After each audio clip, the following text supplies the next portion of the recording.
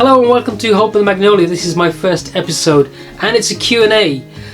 Question I get asked all the time is I am vegan but my partner simply does not want to eat less meat or even consider the vegan lifestyle. What do I do? So I've got 3 ideas that can help out, but before I jump into those, I'm just gonna say this. It's Mahatma Gandhi said, "Be the change that you want to see in the world." But he also said, the quote that I'm trying to think of, "If you want to change the world, start by changing yourself." So if you are 100% committed to the vegan lifestyle and you demonstrate that every day, then that is going to be a really good start, a really good place to start. And I remember when I switched to a vegan lifestyle, I had hundreds of questions from people, and some of them I couldn't answer at the time, but I carried on, and I think I managed to influence a few people in over the years to at least consider, and that was by doing nothing but just changing myself. So you don't have to say anything to anybody, you just have to change yourself and be 100% committed.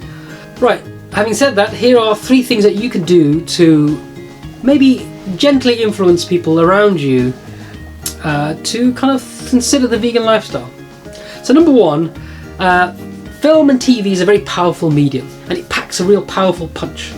And many people have cited documentaries for being their reason for turning to a vegan lifestyle. And that's certainly one of the reasons.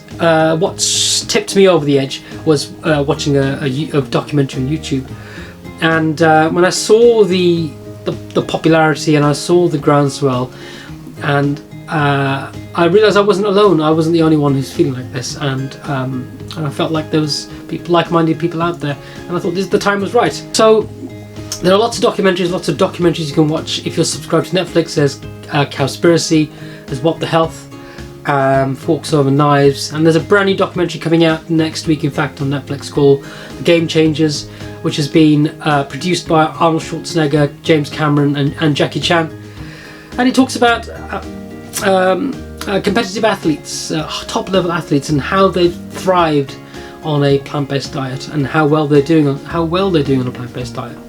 So if your family would be interested in one of these documentaries, maybe have one of those playing in the background, maybe rent one or just watch one and see what people make of it, and you might be surprised. Number 2, what you could start doing is start to replace some of the animal products in your house with plant-based versions, and you're operating on a stealth mode here, and there are some plant-based versions of products that are virtually unrecognizable and they're indistinguishable even from their animal counterparts. So for instance, Hellmann's do an amazing vegan mayonnaise, fat spreads, margarines. Flora is now 100% plant-based. You could even go as far as to replace some of the milk in your fridge and start adding some plant-based milk. And now a nice tall glass of roasted almond milk is actually quite nice. It's quite refreshing and I really enjoyed it.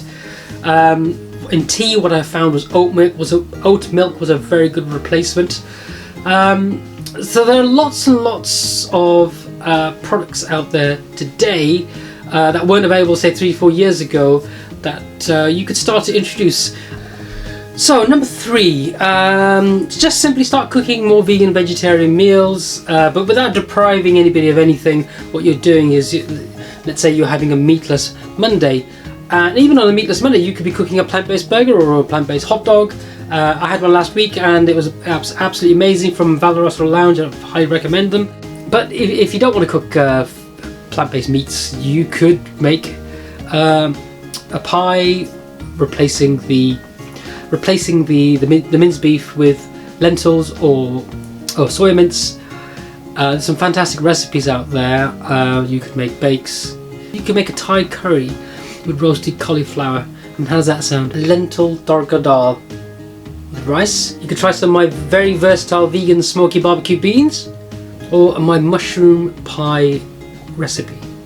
I've got a vegan moussaka coming, and I've got a vegetable bake as well, so 2 more recipes to add. So that's cooking different food, different meals is going to naturally going to bring in some new excitement and new buzz, because there's new sensations and new tastes and new textures to enjoy, and you're doing something completely different, and that's always great, isn't it? So those are 3 ideas for you of how you can try and introduce a bit more veganism into your life, more plant-based meals.